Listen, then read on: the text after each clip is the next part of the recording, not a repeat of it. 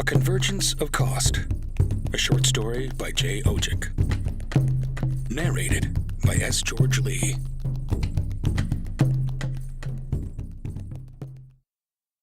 For all of those I've lost, and to those I've yet to find.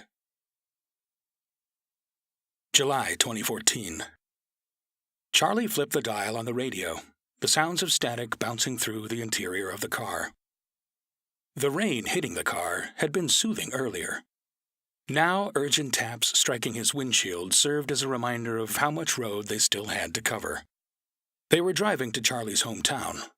Well, his home community, the Algonquin Reservation, Kagagi, about an hour and a half from Ottawa, Ontario, headed from Toronto.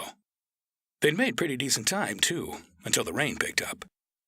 Since then, Charlie had eased off the gas as, for some reason, when the rain really started coming down, everyone's driving skills went to shit. Especially the truckers, Charlie thought, as one zoomed aggressively past him, splashing water across his windshield and nearly taking the driver's side mirror off his car. Fuck! Bad word! Charlie shot a glance and smirk at Sean, seated on the back seat, playing with his Kagagi action figures. It was hard to believe the little runt was already turning 7. Bad dad! Hey now! Charlie couldn't help but smile at the kid's infectious laugh. His mother's laugh, only smaller, younger, less encumbered. What's it gonna cost to convince you not to tell your mom about this? The boy chuckled. It was mischievous, playful, and at the same time thoughtful.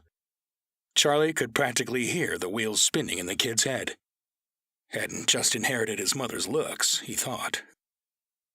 Sean spoke, but as he did, Charlie was distracted by a small car that had been following them and driving erratically as it made a move to pass them. Sorry, buddy, Charlie said. Hang on a minute. The car whooshed by, also narrowly missing the front of their car as he did. Charlie bit his lip. This was no case of someone whose driving skills suffered because of a downpour. The car swerved as it righted itself into the lane before them, and it took a second for the car's turning signal to switch off. Drunk son of a... The boy giggled once more. Charlie shot a look at him in the rearview mirror. The car that had passed them still driving far over the limit and swerving erratically in front of them. Charlie eased off the gas. Bad dad! Charlie winked at the boy, eliciting more giggles. "'Kay, tell you what, Jemp. I'll buy you some ice cream." No response. And the Wendigo action figure to go with Kagagi there? Still nothing. Wow, tough negotiator, huh? The boy laughed heartily. Charlie smiled. A sudden flash of light. Charlie's eyes flashed back once more to the road as his windshield wipers sloshed away rainwater, revealing the brake lights on the car ahead of them as it swerved left, then right, sliding toward the edge of the road. Charlie pumped his brakes. Shit! The ass end of the car before them swung sharply to the right, and for the briefest of moments, Charlie thought that it looked like something short, boxy, appeared over the hood, before disappearing beneath it. A dog? The car continued its slide as Charlie jacked the steering wheel to the left. For a brief second, their eyes locked. Charlie's wide eyes meeting the return gaze of the driver in the car his own was about to smash into. Their vehicle hit the hood of the car with a crunch and screech, and reacted like a stone being skipped across a lake in the most awkward manner. It shot up at an angle and took off down the highway like a bullet. Charlie had no way of knowing how many times his vehicle had rolled, or flipped, or what kind of shape it was in, although it was the last thing on his mind. Sean! Where was Sean? Where was Charlie? How had he gotten himself into the ditch? Sean! Sean, where are you? He tried to stand, the grass beneath his hands slick with rainwater. He slid backward, realizing he couldn't actually hear anything beside the loud ringing noise echoing off the walls of his skull, bouncing around like a giant, angry pinball. Sean! The name came from his mouth as more of a croak than a spoken word. Charlie glanced down at his legs. Why weren't his legs working? What was wrong with his legs? Charlie turned and saw the bottom of his left foot staring back up at him, jutting outward at the most awkward of angles. His leg was bent toward him slightly above the knee, but he felt nothing. Fear. He felt that. Charlie realized over the sound of the ringing inside his head and the bomb-like pounding contained in his cranium that he could hear a car horn press down.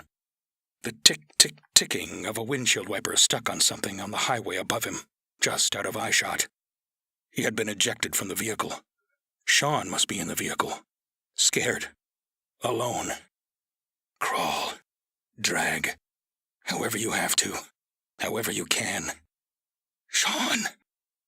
Blackness took him. May 2016. Charlie Vincent opened his eyes. He stretched, stifled a yawn, rubbed his eyes, and swung his attention back once more to the laptop on the table before him. Charlie was going through a list of people charged with driving under the influence in the area surrounding the crash, in increasingly large circles. He'd begun a few months after the funeral. Marcia had left in November because Charlie was spending too much time on his search, she said. He knew there was more to it than that, and he thought this was maybe for the better anyway. She had gotten into some new agey type stuff, and even more into traditional Anishinaabe beliefs. Things Charlie's grandparents had talked to him about as a kid. Spirits. It made her feel better, Charlie thought. Marcia was trying to move on. He hadn't actually seen her in a while, though on occasion he emailed her if he found what he believed to be a decent lead, even though she seldom wrote back, and if she did, it was more to ask if he was okay. Yeah, A-okay. Got fired from my actual job, working part-time. Oh, and our son is still dead and the drunk driver responsible is out there. Somewhere. Charlie felt his head drop. He was falling asleep. The coffee shop was small, a local mom-and-pop shop called Café Olé.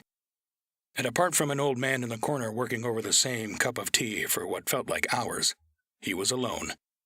The only other person besides himself and old man tea savorer was the barista, a young college-age girl who kept playing with her phone. It was quiet, and that wasn't helping. Neither was caffeine at this point. Charlie rubbed his face wearily. Maybe some cold water would do the trick? He rose slowly, gingerly, from the small wooden seat he occupied and stretched his left leg, the one that now bore a foot-long titanium rod in it. It got stiff when Charlie sat too long. He turned and shot a glance over to the barista, who, after a second or 12, looked upward to him, away from her phone. He nodded toward the laptop and pointed toward the washroom. The girl glanced at the laptop and nodded in reply, before her eyes returned to her phone. It's not like old T-Man was going to jack his laptop, Charlie thought. But better safe than sorry. He had a lot of important work on that machine. Irreplaceable. 2 years' worth of work. He shuffled down the hallway, trying to stretch his leg, and entered the small, wooden-walled and floored men's room.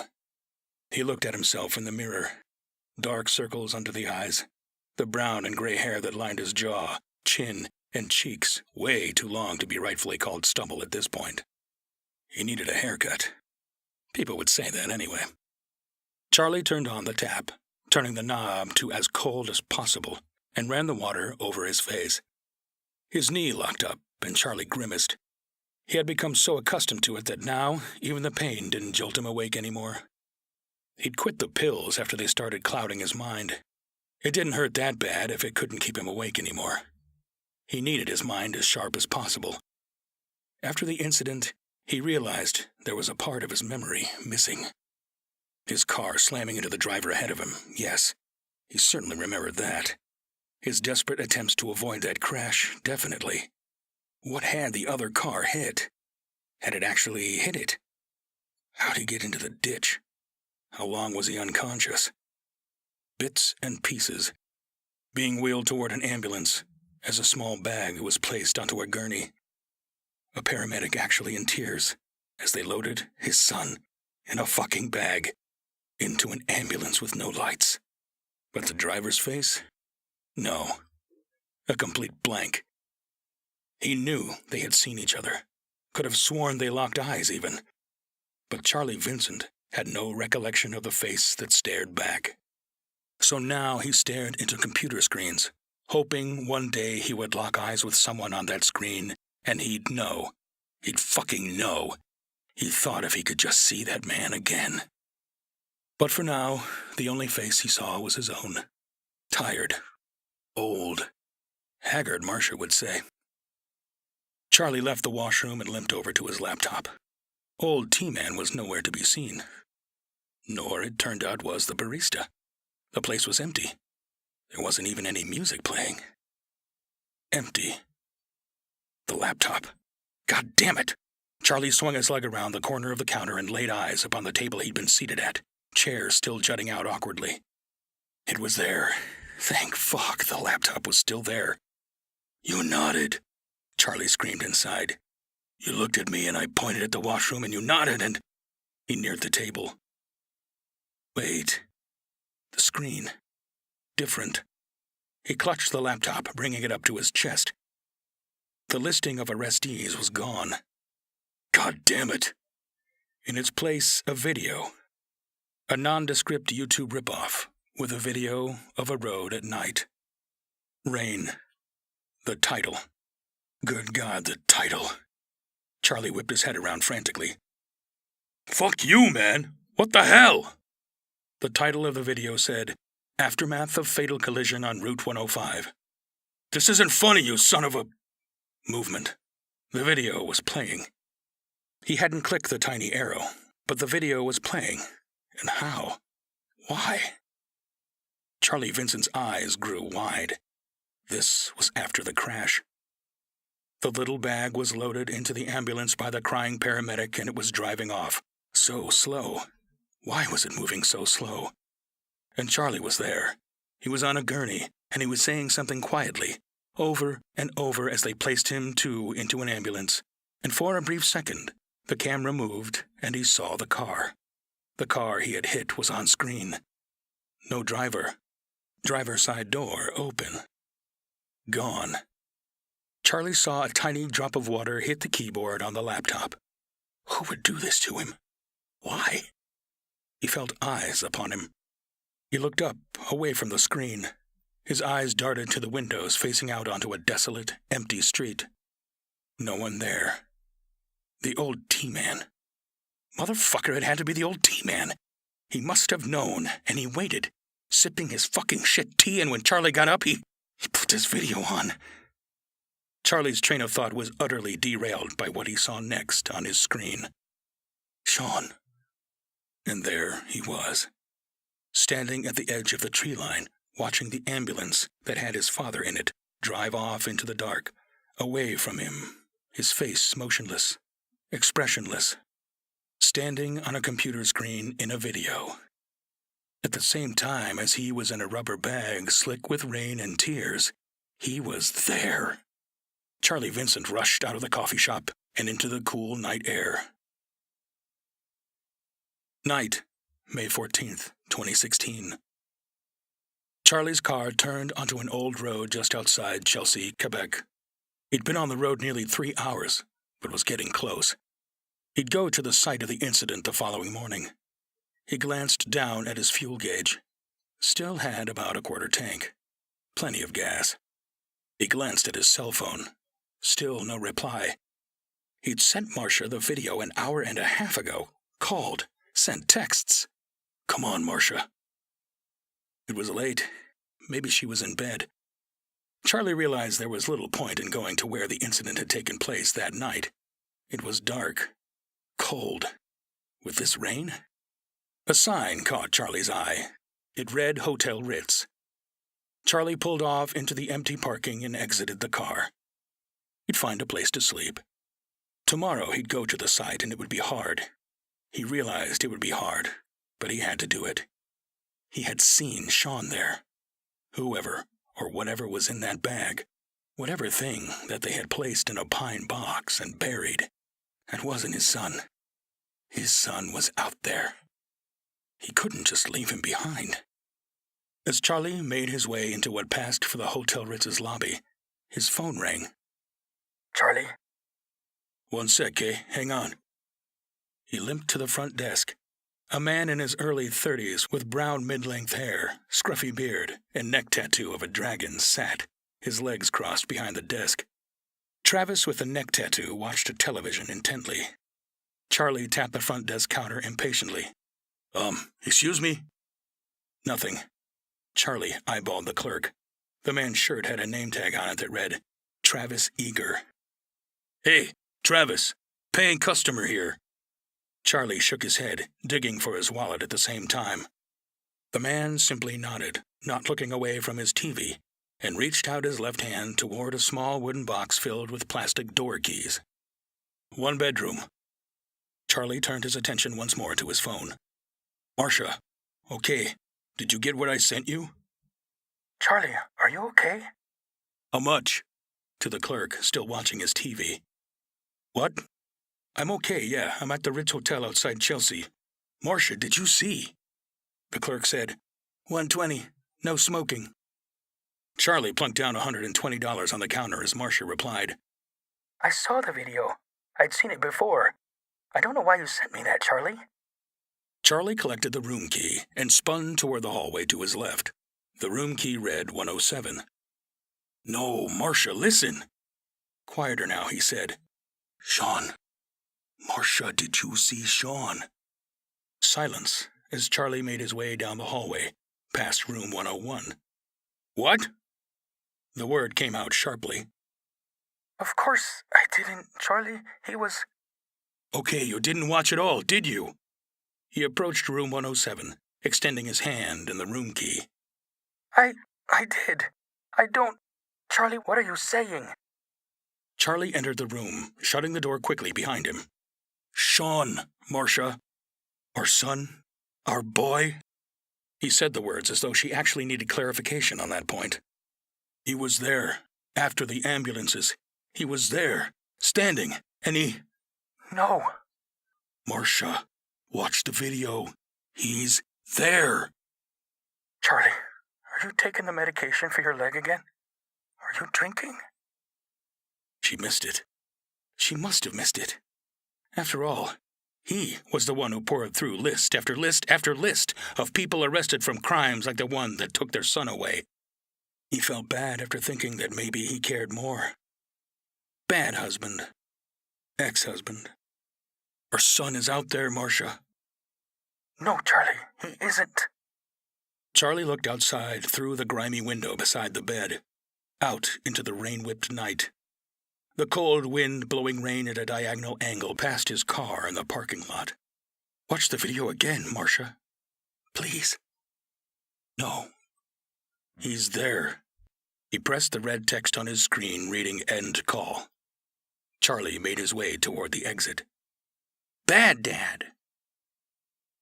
The hand on the steering wheel eased its grip after Charlie realized how tightly he had been squeezing it. He wasn't sure how long he had been sitting in his car, parked a few feet from the exact spot where he had been ejected from the vehicle his son had died in, but he'd guessed a while judging by how sore his hand was from exertion. He hadn't been back here since. But what if? What if his son hadn't died there after all? Sure, it sounded fucking crazy, but he had seen Sean. He was standing there, right there, and he walked off into the forest. Charlie opened the car door and stepped out into the rain. His cell phone buzzed as it had on the drive out from the hotel. Charlie left in the car and headed toward the spot of road where the incident had taken place. He stood there in the rain. He saw the car turn, swerve.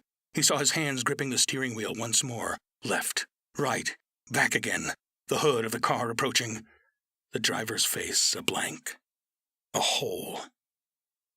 He turned away and began limping toward the tree line. Sean? His pace quickened. Sean! He stumbled, making his way down into the ditch. His mangled leg, folded up toward him, flashed before his mind's eye. He slid now, on his ass. His left leg straightened out before him, and clambered up from the slicked, wet ground, and screamed the name again and again as he made his way through brush toward the tree line. Charlie! His heart, for a moment, stopped beating inside of him. clenched as tightly as his fingers had been around a steering wheel. But no. The voice came from not in front of him, but from the road behind him. Marcia's face, slicked with rain, emerged over the crest of the ditch now, her hands cupped before her mouth. "Charlie!" He hadn't actually seen her in nearly 2 years. "I'm here." The words fell from his mouth flatly, stated as though simply a matter of fact. "Charlie, what are you doing? Get out of there, you'll hurt yourself." She stood at the top of the ditch now. Charlie took a step back, a single step from the tree line. "I can. He's in there, Em." He pointed toward the forest. "Sean's there somewhere, and he needs me." He could discern an audible sob. "No, Charlie, no, he's not. He's dead, Charlie. He died. There." She pointed at the road behind her. "Right there. He's gone." Charlie limped toward her, and realized, as his hand wiped at his face, that there were tears mixed in with the rainwater on his face. "Watch the video, Marcia. Watch it. You'll see him. He's alive. He got out somehow, and I don't understand it. And I know this sounds fucking crazy, but he's there." He pointed to the trees. They stood a few feet apart in physical space. Her standing above him at the road's edge, Charlie standing in the ditch below, rain pelting them with fury and bile. "There's nothing there! I watched it, Charlie. I watched it 1,000 times after." "You left." The words came out less flat this time. He hadn't meant them to. "Yes, I left because you—" She swallowed hard. You are obsessed, Charlie." He held his hands out to his sides. "Then what did I see? Tell me." "I'm not crazy." Another sob, louder, stronger. "Give me one good explanation." She shook her head. No, you're not. But Charlie, you're gonna call me crazy again. Damn it, Charlie, I can't fucking do this anymore." "What is it?" "What you saw, Charlie, maybe?"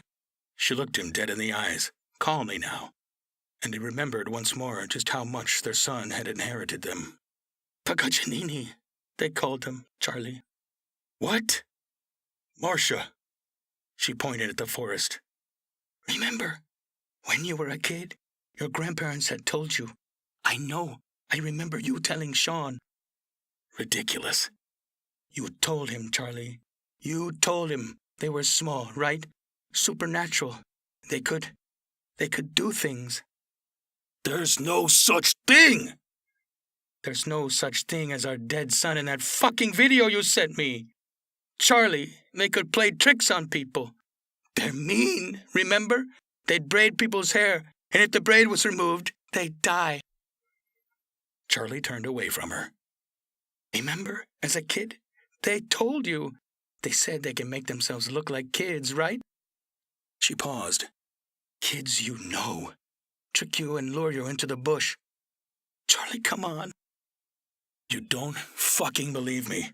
After all this time and all my work, you still think I'm crazy and—" He turned now, looking her in the eyes. "You want to trick me into giving up?" She braced herself. "Like you did," he added. She had known. He'd never said it before, but she knew. She had felt it.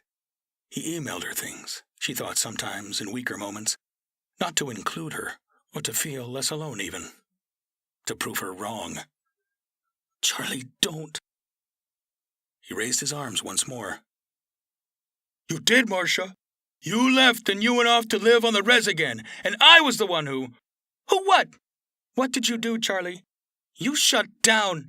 You stopped dealing with things and went on a crusade.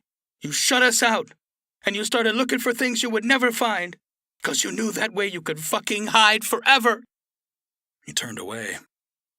"Just go." "I didn't leave, Charlie. I tried. For months and months I tried. I cried. I didn't have a son anymore. I didn't have a husband." He limped toward the tree line once more. "You left, Charlie. Your body stayed, but you left me long before I stopped trying to fix this. I couldn't." He pulled aside branches and set his foot within the tree line. "I'm not even sure you can now." He entered the forest. For hours he walked, his voice hoarse, rain lashing at him, his leg cramping up from the cold. He shouted, "Sean!" Eventually, Charlie Vincent fell. Maybe he had tripped, stumbled. Maybe he just sank. But he sat there now on his knees, his face soaked with rain and tears, and Charlie Vincent sobbed. He wept, audibly, the name escaping his lips, over and over. Bad husband. "Sean!" He fell to his knees, his tears falling onto the leaves before him, spit running from his mouth as he groaned in a throaty manner, alone in the forest like some kind of animal. He knew, deep down, she had been right. She had always been right. He was a bad husband, and he was scared, and he couldn't take it. Not what had happened, not the incident. Say it, he thought. The crash that had killed him, that killed Sean and took him away forever, because he wasn't paying attention and he hadn't tried hard enough, and he hit that car. His son's last words. He cried, "Bad Dad." "I'm sorry!" He felt them then, their eyes upon him, their presence watching him from the tree line, lurking. Charlie's head tilted upward, his eyes wide like red saucers. No. One of them stepped toward him. The creature stood maybe 3.5 feet tall, its eyes as black as night, its head pale and hairless, its face blank save the 2 round, black, unblinking holes, and others joined it. 5, 6 now, maybe 7. She was right. They had tricked him. He let out a mad, primal scream. His arms flailed wildly at his sides. He remembered. It was in the road.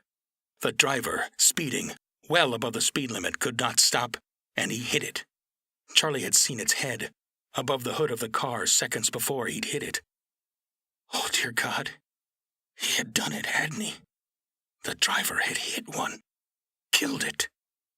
He sobbed into the night air, and as he did so, he saw a final one emerge from the shadows. Sean. He fell once more, his legs, his arms gone weak. He fell to the forest floor and he cried out. He remembered now. He remembered the paramedics saying that the boy was dead when they got there. He had been nearly ejected from the vehicle. Tick, tick, tick. The boy was stuck in the windshield. He had been cut nearly in half, and he remembered the paramedic that pulled him free, crying, being consoled by colleagues who hadn't even known his son, but were so affected by what they'd seen, what he'd seen, and his own mind, his body, his soul. It had shut down. He couldn't take it. The thing, the Sean thing, it looked down upon him. He looked up into its eyes, and he knew it was not his son. This thing, this fucking thing, it was something else. It was what his grandparents had told him about, and he looked at its eyes, and Charlie Vincent remembered. He remembered. The eyes. He had looked into them, and they had looked back. Big and green and scared and confused. They met his, and he sobbed aloud, for he had seen them again. The eyes of the driver who had killed one of these creatures, and who had killed Sean. Travis Eager. He whispered it. Add a few years of rough living. Travis Eager. Add a beard, longish hair. The creature turned away from him now, then the others in unison. He had met the man who killed his son. He had rented a hotel room from him that very night. They walked away from him now, into the blackness. Charlie rolled over, out of breath, gasping for air and swallowing tears and rain. And the creature who looked like Sean looked back at him now, no longer looking that way at all. Just another tiny, pale, black-eyed thing with no expression. And they walked into the shadows, into the black. Charlie Vincent passed out and never even heard the approaching sirens. February 2017. Travis Eager rose from the narrow, board-like structure the prison called a bed and headed toward his cell door as the guard literally rattled the bars of his cage. "Breakfast, let's go!" He had barely slept. Not just the night before, but since he'd arrived at Bordeaux Penitentiary, he'd barely slept a wink. The guards, the other inmates, what the fuck were they doing at night? Whispers, the threats. "You killed a kid, motherfucker." Hadn't meant to. Travis had heard the stories of what happened to child killers in prison, but he wasn't like them. He hadn't actually killed a kid. He was driving on the highway one night and a car hit him. Sure, he'd had a bit to drink, but he was trying to walk home. But that storm. Damn, that storm was something. And when he passed a house that had a car out front with keys in it, doors unlocked, well, he was just trying to get home. And it wasn't even his fault, Travis thought. He tried to avoid something in the road, something small, something short. So short that when he saw the paper the following day and read the article about the dead kid on Highway 105, he thought, what the hell was a kid doing, standing in the middle of the highway anyway? But the kid apparently wasn't in the road. He was in the car that hit him. Father got chucked out the windshield and the kid broke his neck when the car rolled, got stuck halfway through the windshield. And Travis felt bad about that, but that wasn't his fault. Now he had to worry about these fucking animals in here messing with him? His first day in the joint, he entered his cell to find someone had pissed in his bed. Not that the guards cared. Hell, they had probably let them in so they could do it. Travis realized as he walked down the long, cold hall toward the one window that faced outside the penitentiary on the 3rd floor that there was something wrong. Something felt off. His head felt off. He ran a hand over his head. His hair was tied, as he usually did when he went to bed, but not like this. His hair was braided. Someone got into his cell. He stopped, looking at his reflection in the mirror. He turned and could see the side of the braid. It wasn't that the hair was braided vertically downward like dreadlocks. No, it was like a shape. Travis tried to get a better glimpse of it in the window pane, straining hard to make out the edge of the shape against the tree line that ran beyond the large razor-wire-topped fence at the edge of the prison. It was a star. A 5-pointed star had been braided into the back of his head. "Let's go!" the guard shouted once more as other cells on that floor began opening behind him. "Gonna get you, motherfucker!" Travis heard in his head as he began turning away from the window. Why braid his hair, though? What good did that do? Who could have gotten into his cell? Unless the guards had let them in. That had to be it. Motherfuckers, he thought. There was no way any man could fit through the tiny spaces between those bars. Movement. Travis Eager turned back toward the window as he could hear the footsteps of the other inmates approaching him. And he saw them now. 6, maybe 7, tiny leather-clad people. Their faces blank, their eyes black, staring at the prison window. At him. They were maybe 3 feet tall. Just tall enough to be seen over the hood of a car. "Move!" Travis looked at the guard, shouting at him, then back to the window. No little men. What was going on? What was happening to him? The guard shouting had approached him and now shoved him toward the stairwell away from the window. "I'm going, He didn't care. No one did in here. You lasted as long as you lasted. As long as you could.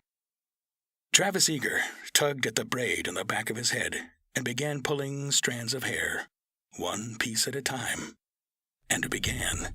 his descent.